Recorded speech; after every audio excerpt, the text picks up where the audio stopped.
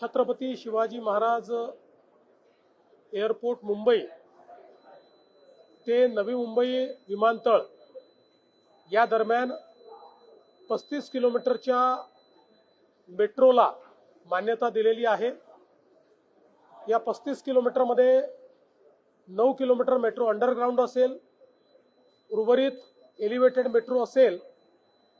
विशेषतः जे महत्त्वाचे स्टेशन्स आहेत कुर्ल्यासारखे त्या स्टेशन्सला जोडण्याचं काम या मेट्रोच्या माध्यमातून होईल।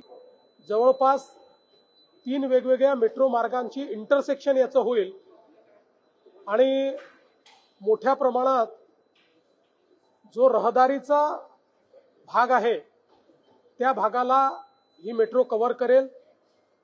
जवळपास 18,000 कोटी रुपयाचं याचं एकूण एस्टिमेशन आहे आणि पीपीपी तत्वावर ही मेट्रो आम्ही तयार करणार आहोत, ज्यामध्ये 20% VGF केंद्र सरकारचा आणि 20% VGF हा महाराष्ट्र सरकारचा असेल आणि उर्वरित जे काही त्याचा खर्च आहे तो पीपीपी ऑपरेटर आणेल।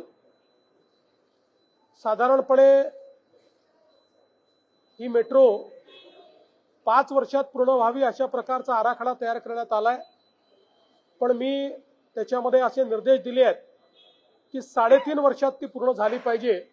अशा दृष्टीनं त्याचं पूर्ण प्लॅनिंग करावं, त्या दृष्टीनं त्याच्यामध्ये काही बदल सांगण्यात आलेले आहेत। ते केल्यानंतर मोठ्या प्रमाणात हे 2 एअरपोर्ट तर जोडले जातील, पण त्याहीपेक्षा मुंबई आणि नवी मुंबईतला अतिशय महत्त्वाचा सगळा भाग हा देखील या मेट्रोच्या माध्यमातून जोडला जाणार आहे।